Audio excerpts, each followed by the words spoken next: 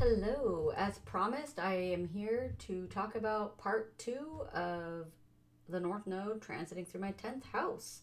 So, I don't know that I have a lot to add on, but just a little, and I wanted to come back and share what happened around that conjunction, like I promised. So, the North Node transited through my 10th house from January 19th, 2022 through July 18th, 2023. This is whole signs. So in part one, I go into more detail. So I'm not going to go into the detail, but I'm just going to summarize that I had a huge career up level that came out of nowhere. A lot more visibility, like title, like I was wearing titles and just, I should say I was wearing titles, but I had a new title, if you will. I feel like I found my calling in that time, like that I found alignment in my career and what I'm supposed to do, at least for the next, you know, 20 years. I feel like I could be doing this. I don't know how my life will evolve, but I can see myself doing this work for a long time. Money like got better, and again, it was easy, it wasn't hard. I was working less and making more, so that's always great.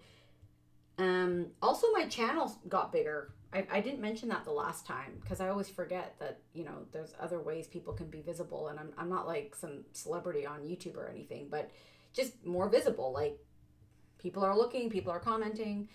So it's an up level for me and where I'm at. And what else? So yeah, channel got bigger.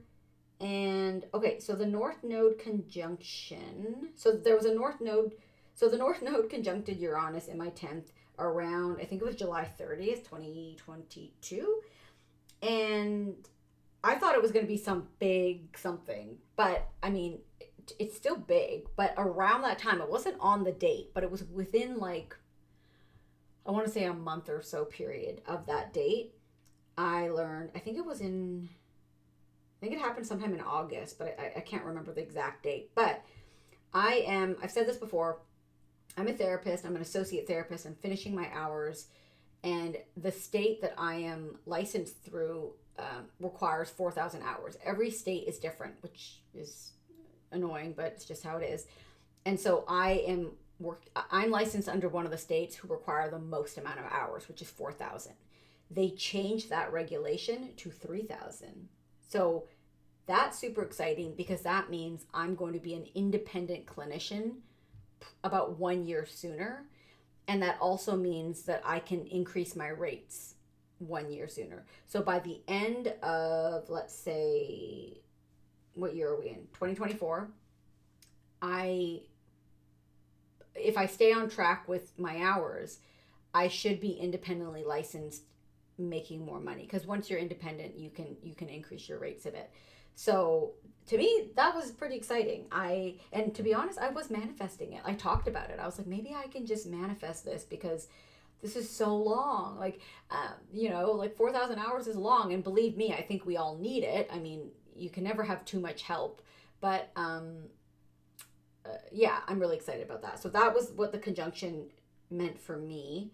There was also a few other tweaks that the company that helps me manage my practice changed to just help make my job easier and payments from insurance companies come in with greater ease. So that was just kind of a smaller little thing. But other than that, I pretty much covered everything in part one. Still loving what I do. I seem to love it more and more. And yeah, so that's all I got for that one. So I hope that was helpful. And as always, if anyone has stories to share, I'd love to hear them. I think it's really good for like as a community to kind of share these things just so people can get excited about it. And like, I love to share that optimism. I have a moon in Sag. So if you guys have any like wonderful, exciting stories of what happened for you, I'd love to hear them. But for now, that is all I have. And thank you for taking the time to listen, and stay tuned for some more videos.